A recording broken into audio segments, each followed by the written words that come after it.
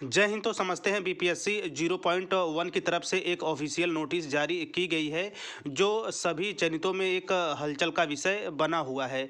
ऐसे में यह नोटिस आपके भी ग्रुप में काफ़ी हलचल मचा रही है, तो इसको एनआईए डीएलएड के परिप्रेक्ष्य में समझेंगे कि आखिरकार नियुक्ति हो जाने के बाद भी बीपीएससी 1 के तहत यह महत्वपूर्ण नोटिस जारी क्यों की गई है और इसका असर क्या पड़ेगा। क्योंकि बीपीएससी 1 के अंतर्गत कई ऐसे सम्मानित एनआईए अभ्यर्थी हैं जिनका सिलेक्शन हो चुका है। ऐसे में यह जानकारियाँ देने का एक ही उद्देश्य है कि आप इस नोटिस को समझें।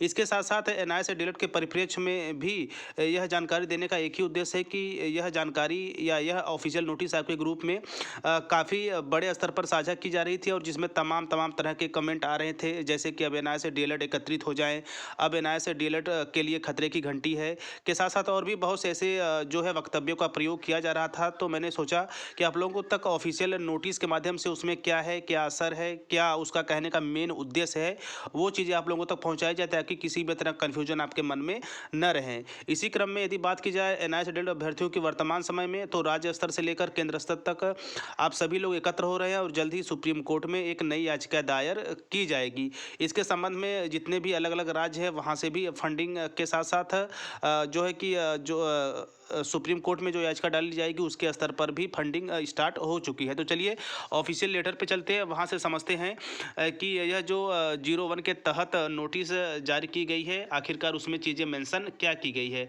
तो देखिए स्क्रीन पे आप बिल्कुल स्पष्ट रूप से देख रहे होंगे, बिहार सरकार शिक्षा विभाग के पाठक या अपर मुख्य सचिव। तो ऐसे में विषय के अंतर्गत आप देख सकते हैं कि बिहार लोक सेवा आयोग द्वारा प्रथम चरण ट्री 1 के तहत फर्जी विद्यालय अध्यापकों की पहचान। तो ऐसे में इतनी जो है कि इतनी व्यवस्था के बाद भी, इतनी सिक्योरिटी के बाद भी कई ऐसे पहलुओं का खुलासा हुआ जिसमें फर्जी शिक्षक जो है पकड़े जा चुके हैं, जिनके खिलाफ कार्रवाई के साथ साथ उनकी नियुक्ति भी रद्द हो चुकी है।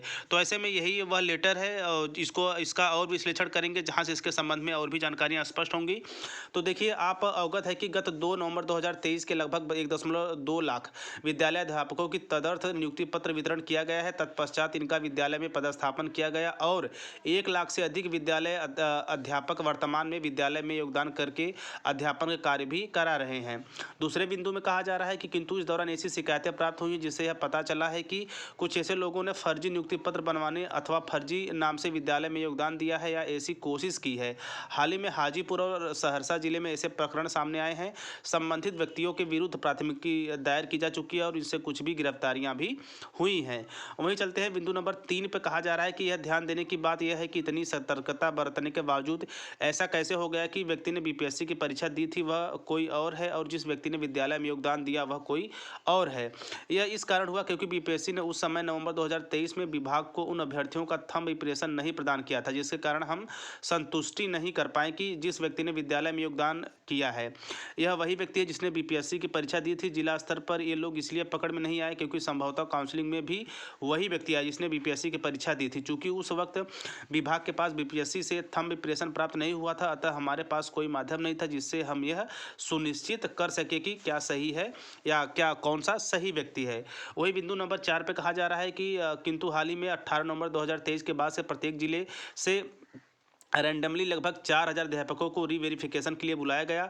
जब उनकी पहचान की गई तो एक अध्यापक हाजीपुर का तथा सहरसा के 2 अध्यापक पकड़े गए, अन्य 3 अध्यापक भाग खड़े हुए।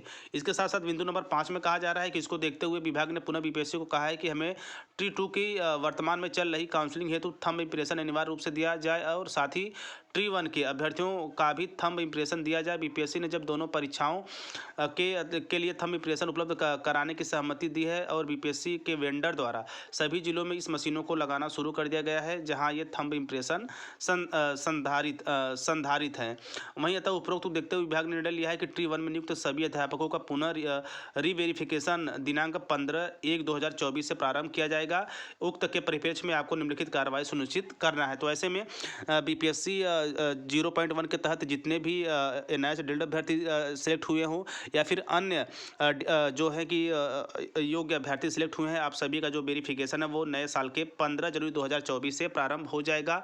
एक बार फिर से आपके सभी डॉक्यूमेंट का जो है कि रीवेरिफिकेशन होगा, चाहे वो आपने एग्जाम दिया हो, आपका आधार कार्ड हो गया, पैन कार्ड और जो महत्वपूर्ण काउंसलिंग के समय आपने डॉक्यूमेंट लगाए थे, आपके शैक्षणिक प्रमाण पत्र सब मिलाकर। तो जाहिर सी बात है इसमें कोई डरने की बात नहीं है, ये कोई घंटी की बात नहीं है, चूँकि एनआईए से डीलर परिप्रेक्ष्य में आपके ग्रुप में चीज़ें काफ़ी हद तक ये चीज़ शेयर हो रही थी, काफ़ी नकारात्मक वक्तव्यों के साथ। तो ये रहा ओवरऑल एक ऑफिशियल लेटर का विश्लेषण। तो इसे हम खतरे की घंटी नहीं वरन एक सकारात्मक रूप में लेंगे, क्योंकि रीवेरिफिकेशन होना और अच्छी बात है कि जितने भी फर्जी लोग किसी भी माध्यम से घुसे हैं उन्हें बाहर का रास्ता दिखाए जाने के साथ साथ उनके खिलाफ कड़ी कार्रवाई भी होगी। और इसी के साथ जितने भी एनआईए लेटर अभ्यर्थी सिलेक्ट हुए हैं वो बिल्कुल निश्चिंत रहें, आप सभी लोग सही हैं। चाहे एक नहीं 4 बार आपका वेरिफिकेशन हो, कोई समस्या नहीं होने वाली है, क्योंकि जो व्यक्ति सही है उसका आप बार बार वेरिफिकेशन करें, कोई समस्या नहीं होगी। बाकी आगे चल के जो भी महत्वपूर्ण जानकारी आएंगी उसकी प्रत्येक अपडेट के लिए आप टीचर प्लानिंग पॉइंट चैनल के साथ बने रहें। तो मिलते हैं नेक्स्ट वीडियो नेक्स्ट इन्फॉर्मेशन के साथ, तब तक स्वस्थ व्यस्त और मस्त रहिए। जय हिंद, वंदे मातरम।